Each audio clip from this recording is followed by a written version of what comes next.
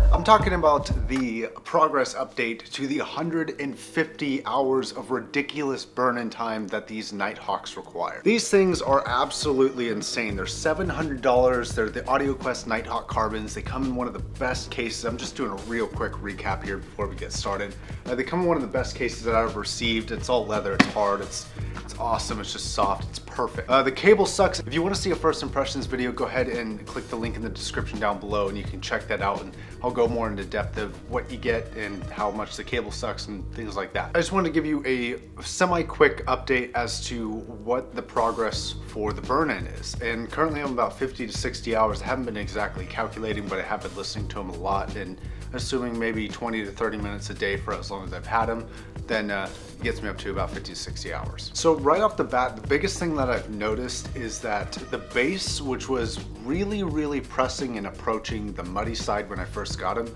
has smoothed out. It's come down just a little bit, enough to get it away from that potentially muddy area that it was kind of hesitating around. And that's something that I really did enjoy, because I also felt that these were a little bit fatiguing at first to listen to for too long of a time because of that bass. Now the bass response was very good, and that was a benefit and still is a benefit to those before, but it's even better now because it's tightened up the richness of it, and it's taken away anything that's muddy, that's subtracting from what you really want to focus on, which is the texture of the bass.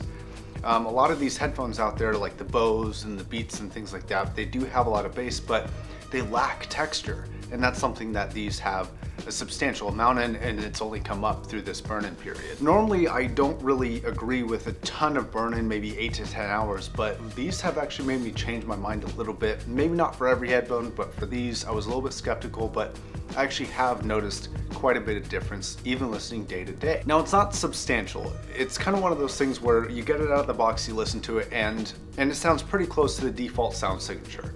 That could be a good thing or a bad thing. You kind of know what you're getting because it does have a 30-day return policy, and I think somebody calculated it out to be 5 hours a day for 30 days to be 150 hours.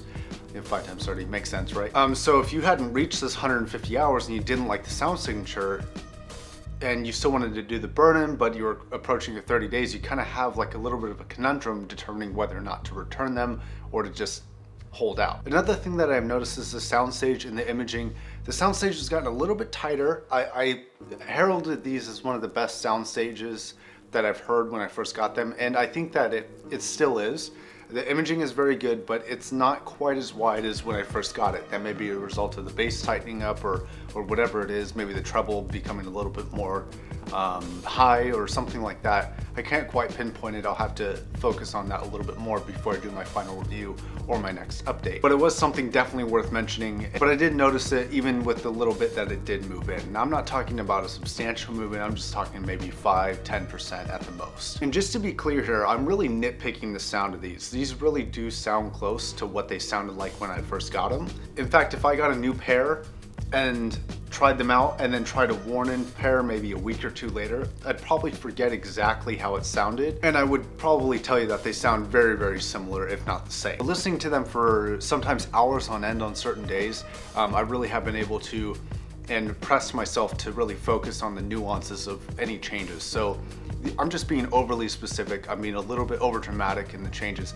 because I want to show a little bit of progress, because I feel like there is a little bit of progress. But comparing something from 0 hours of listening time to 150 hours of listening time is really hard. I mean, even if I let them play for 24 hours a day, it would still take about 7 days for me to go from not burned in at all to completely burned in. And that's something that I think I should address with AudioQuest. See, I kind of feel like if they require that much burn in, maybe you should burn them in either halfway or all the way at the factory before you send them out. Because if somebody got these, they'd kind of really be in a tough position of returning them if they didn't like the sound signature and waiting to see if something changes. What I recommend doing is that if you do not like the sound signature when you get it, you're not gonna like it later. Now, I haven't gotten all the way through it. Maybe there might be some miraculous change that changes the sound signature completely, which I would actually be disappointed in because I like the way that these sound. But if you don't like it at all, if you think it's too muddy or you think it sounds too tube-like or whatever, then that might be something that you might wanna just go ahead and send it back, get a new pair,